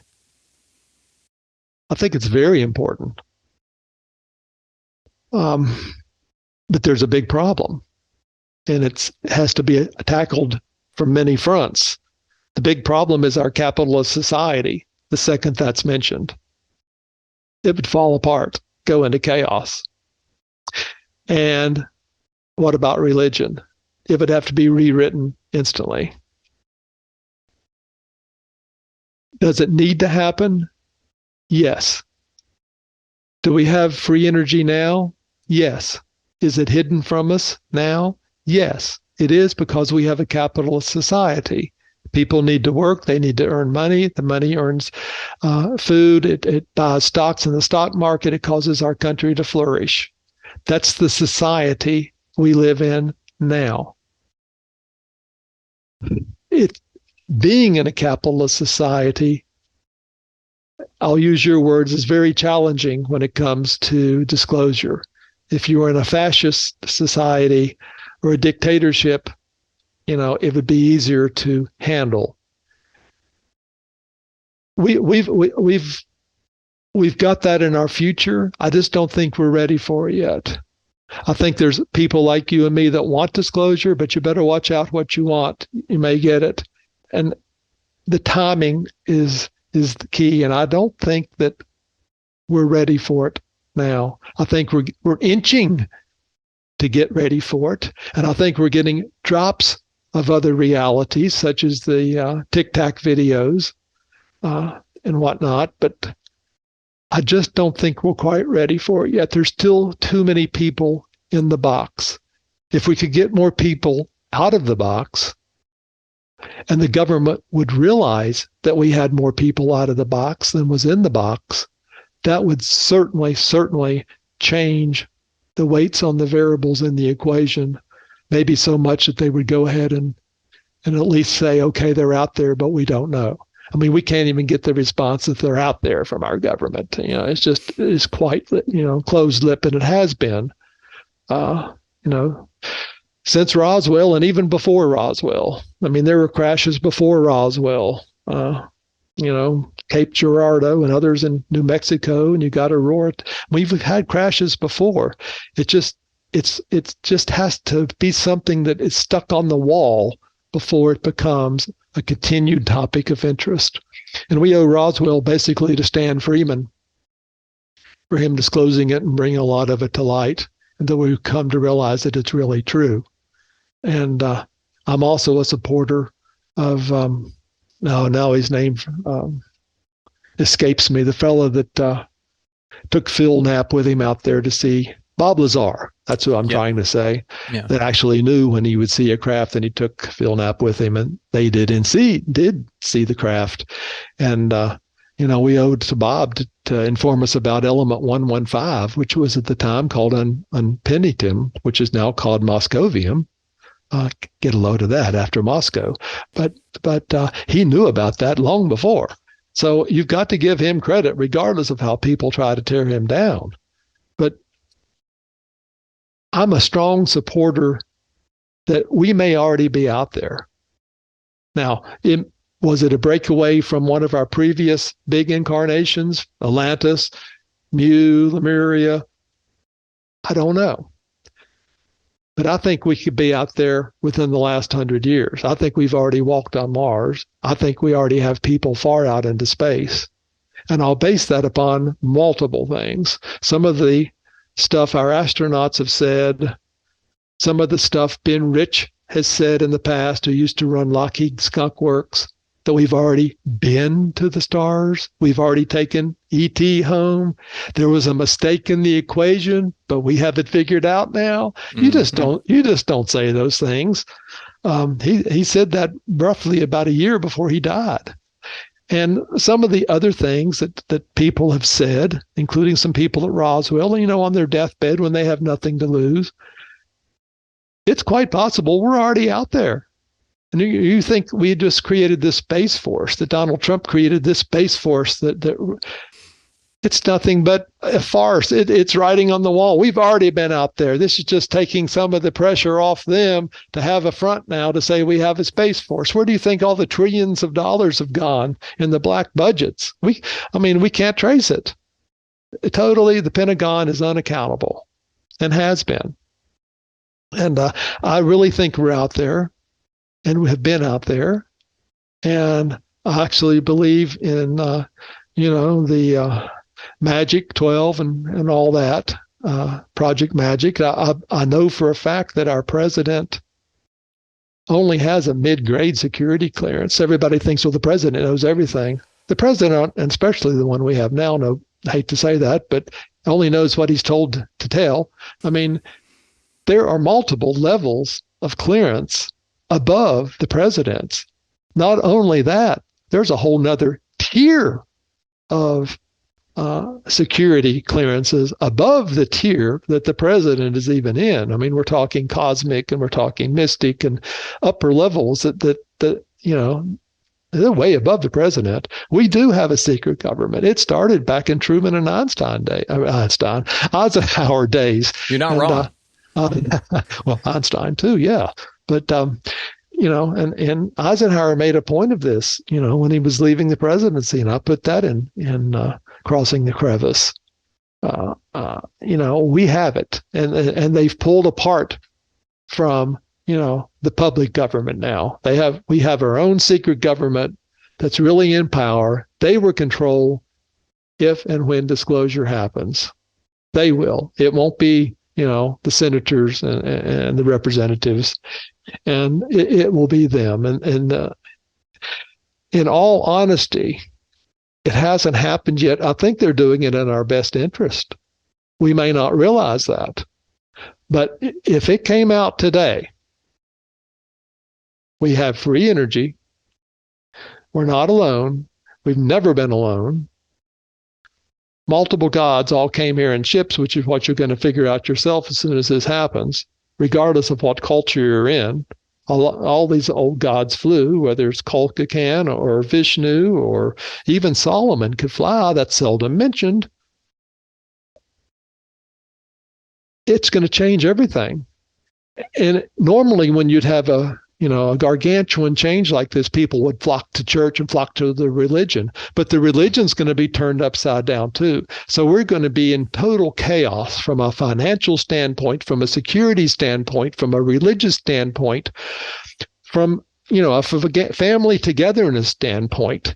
Everything is going to change for everybody in an instant when that happens. And it's going to be life-changing. Energy is what controls everything right now, whether you're in oil, making cars, steel, gas, oil, I dare say even coal. It's all the energy sector together is the bulk of what keeps the capitalist society going and the countries operating around the world. If instantly you had free energy, no gravity, we conquer gravity, all these other things, a lot of these other things we've talked about, we couldn't handle it. Our capitalist society would fall apart. Banks would shut down. They would have to shut down. They wouldn't have money for people to withdraw from. It would be panic. Panic. Nothing on the stores at Walmart. Nothing on the stores at Food Line or at Kroger's or at Safeway. Everything would change. Everything would change in a heartbeat. Churches would falter. Theology would have to change instantly, overnight. The Pope would have to come out and say everything he doesn't want to say, that he's hidden all these times, all through the centuries. Jesus may have even been married to Mary Magdalene. In fact, I believe he was. I think the wedding at Cana was very possibly his own wedding. And that's played out with the way his mother seemed so concerned with the wine. And that's why Mary Magdalene was such a thorn in the side to the other disciples, because at the time women were second-class citizens. But here, Jesus is so close to Mary. And there's so much that the church is going to have to say we've had it wrong.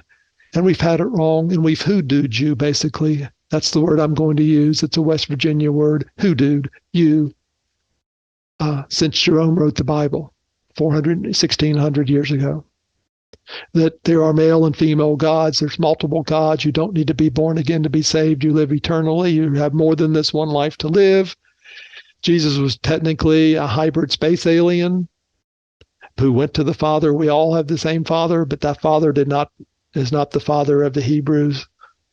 So just on, and it's going to change, and it's going to take generations of life on this planet to make that change.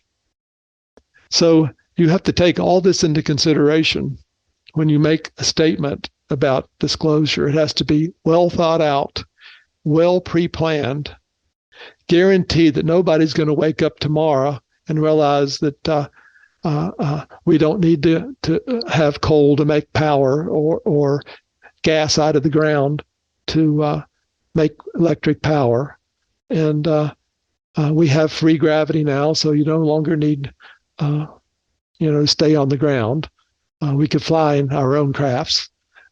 Just all this is going to take time to implement and put into a capitalist system.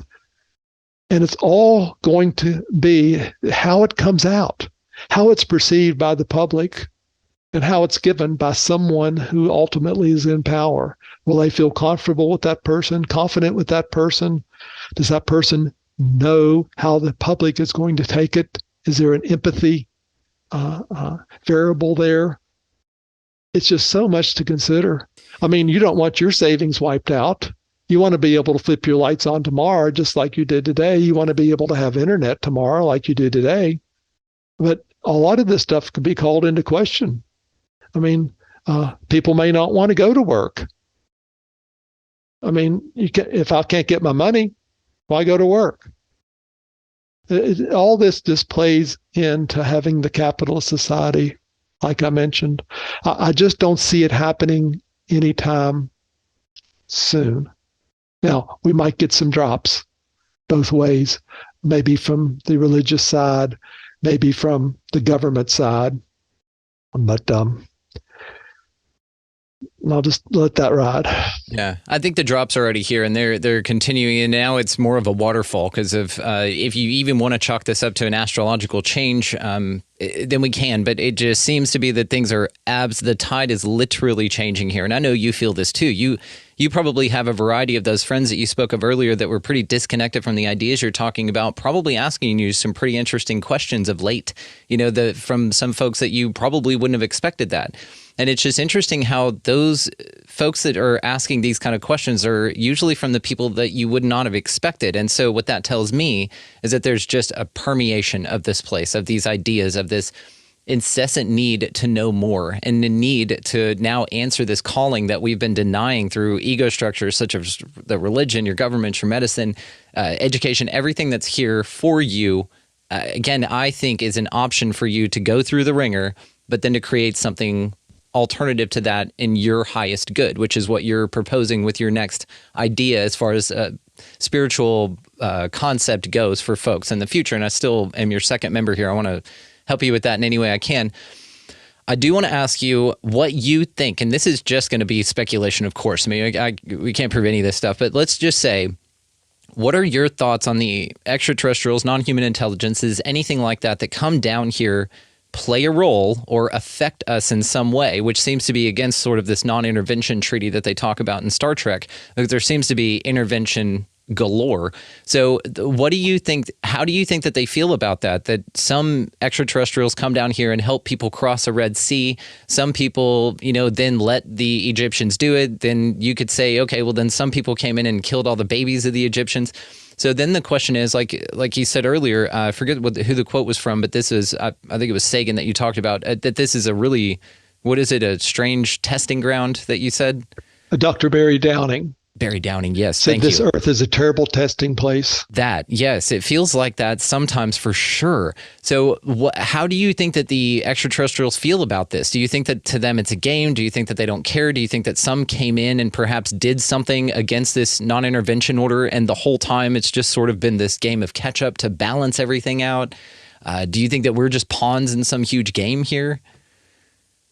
You're asking multiple questions. Yes, yeah. At once. There does seem to be almost a Star Trek, prime directive, and that may have started really back with Truman. I think we signed some kind of agreement for them to be on the sidelines, let's say. The fact of the matter is, we've had gods come here all along, and we're still here. Most gods did not come to destroy. Only the jealous God that I'm aware of came to destroy. And he destroyed in multiple ways, either directly or had someone else do his bidding for him. And that's all I'm going to say on that front. But all these other gods came to teach. That's the key word, teach, to share their knowledge. And if you look at Jesus from that standpoint, I know I've had people tell me he really came as a healer. Well, yes, he healed. But I know in my future, that will be me too. He really came to teach. Teach, teach, teach. And what he taught was barely grasped by the disciples. we've learned that there were two tiers of knowledge. The disciples got the upper tier, everyone else got the lower tier. We know that for sure. The disciples had the Didache to go by. We have the Bible to go by. The disciples were held to a higher standard and were taught things that we were not taught. That's biblical. We have only one instance that we were made aware of, maybe two, that one of the original disciples actually got what Jesus was trying to teach. And that's when Peter actually stepped out of the boat. He did take that first step on the water by himself before he panicked and called out to Jesus. And that's a seminal point. I don't see that with the other disciples. You can say that, well, Paul healed someone. Yes. Peter brought someone back from Dorcas back from life. Yes. But Jesus's teaching was so elevated, it was Gnostic in a way, that I'm not sure they ever got it. I'm not sure they ever got it. And what was written down and available, it's in the basement of the Vatican. It's not in the book you and I pick up on Sundays to look at. It was all taken out. It's all up here. Up here. What we can do with our minds. That's where it rests. And that's why another reason I put Dr. Paul Smith in my book, to show what we're capable of. I'll give you one fast example. He saw what happened days in advance. And time doesn't work when you're remote viewing. You see things in advance. You can see things in the past. You see things as they exist now.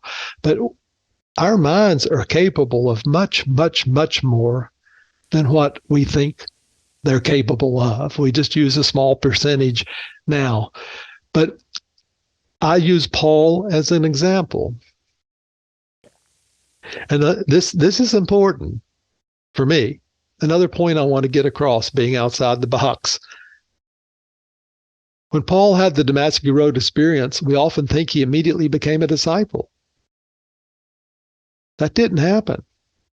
It wasn't until 3 years later that he became a disciple. He went to Saudi Arabia for 3 years immediately after that sighting or Damascus Road experience for training. Now, we don't know who trained him. You can read that perhaps it was Jesus himself, perhaps it was another God, perhaps it was a mystery school. We don't know. What we do know is that Paul came back to be an apostle, and all at once he could look at Elymas and blind him.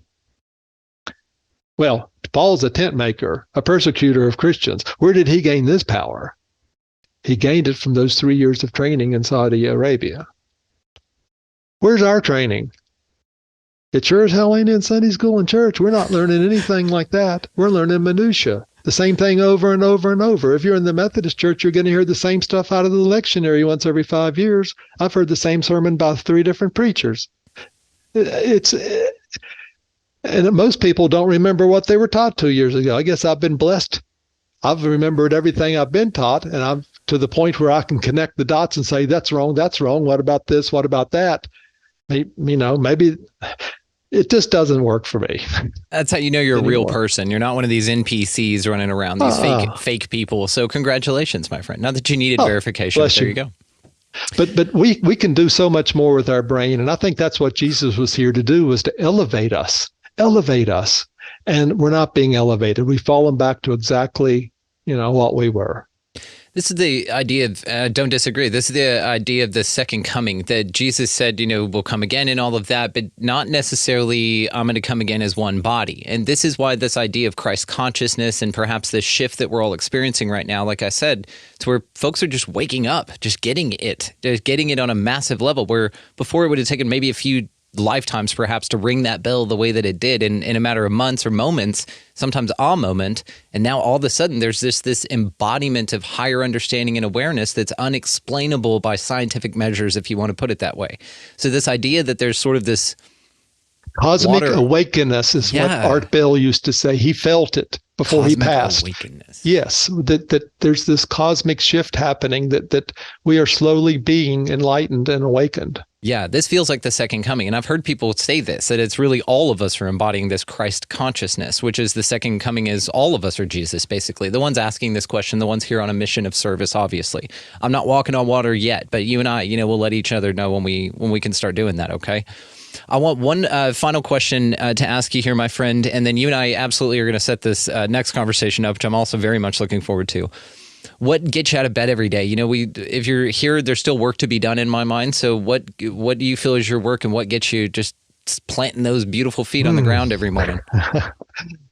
I think about what we've talked about a lot. I take 4 and 5 mile walks a day, most of the time by myself. And I focus on these things. I'm never alone. I focus on all these things. And I'm thankful for people like you, Brandon, that have developed these types of formats to allow people like me to come on and share what I have found out since I've been outside the box. So kudos to you, my friend and brother. I think about this stuff all the time. When are we going to be ready? How's it going to happen? What's my next life going to be? I've already screwed this life up. I'm so glad there's forgiveness. I can't wait till I get back to all my friends sitting at that picnic table and we're in our spiritual bodies and I can say how much I screwed up this life. And I've got so much more to learn. It's humility. It's just, anyway, I am so glad that my God now is total spirit, total light, and total love. I'm not afraid to die. I think about this all the time.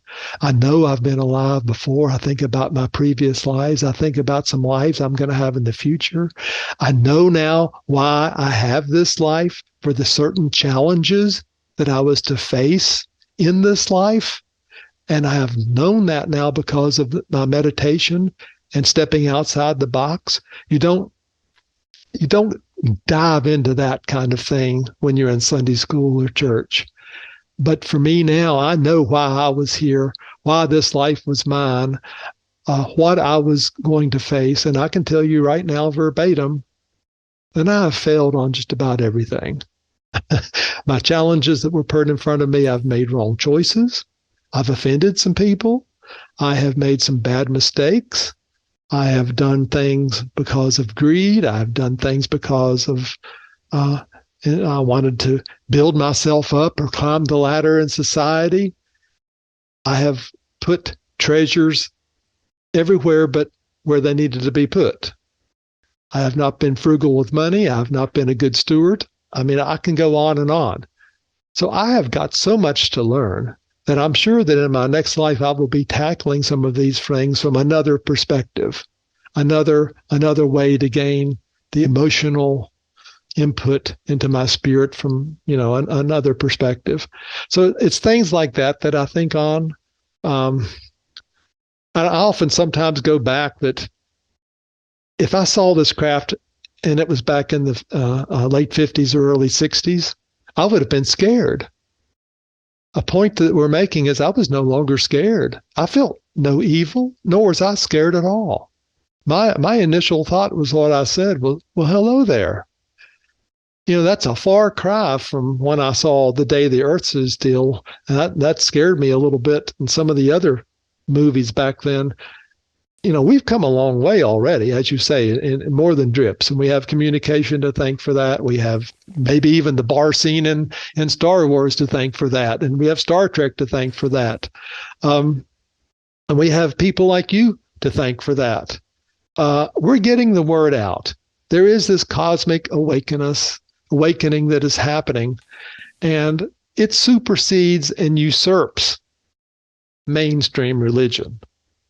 And that's what we want to be careful about. You don't want to offend your brothers and sisters. I love them to pieces. They're my best friends. And I'm cognizant of the fact that's where I came from. And if you unload too much of this stuff on someone too fast, you get instant backwash. I've come to learn wisdom comes in very small bits and pieces. And not necessarily when you want them to come and not in the ways you want them to come, but sometimes you can look back and say, oh, yeah, well, that's what that meant. Or, oh, yeah, now I see. And as I mentioned before, sometimes I get answers before I have the questions to attach them for. But going outside the box has been freedom in spades and a whole new brightness of spirituality, of a new realism, a new frontier, a new place that I realize that I'm in, a new reality. Let's just call it that, a new reality. And there's no way I'm going back to what I was.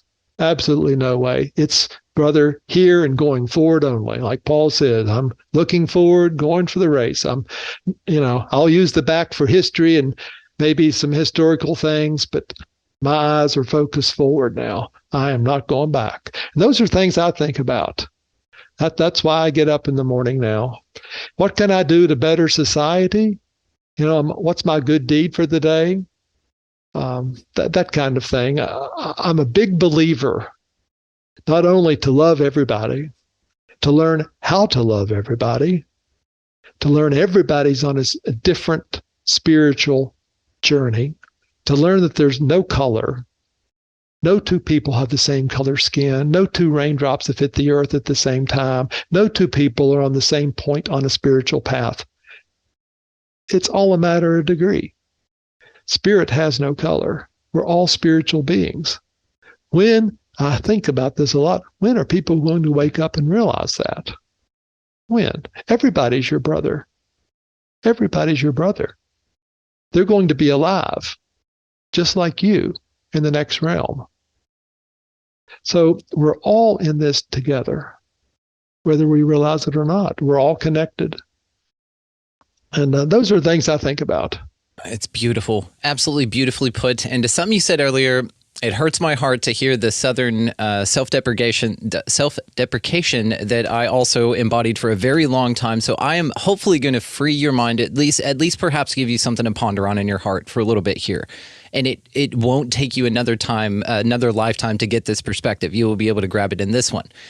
From my perspective, you screwed nothing up. You failed 0 times. You have 0 things to look at yourself in judgment and think that you could have or should have done them differently. I think wrong choices and failure are things that are put on us, especially in the South, as sort of this Catholic sort of embodiment of this idea that there's guilt inherent in choices that we make with the information that we have at the time, which is what brings me to my point. You, sir, made just decisions that you could at the highest level of degree that you could with the awareness that you had at the time.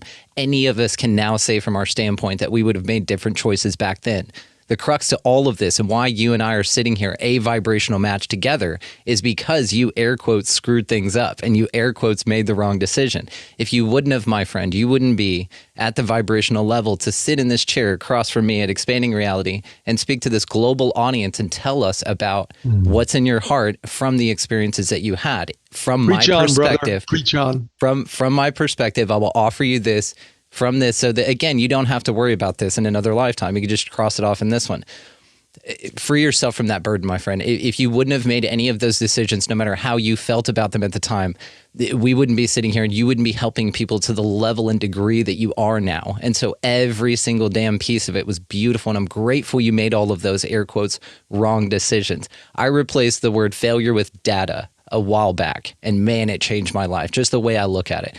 Same kind of idea. And I don't know, we all probably have feelings about Edison, but one of the most brilliant quotes he's credited with is to say that he didn't fail at making a light bulb 1,000 times, right? He found 1,000 ways not to make a light bulb.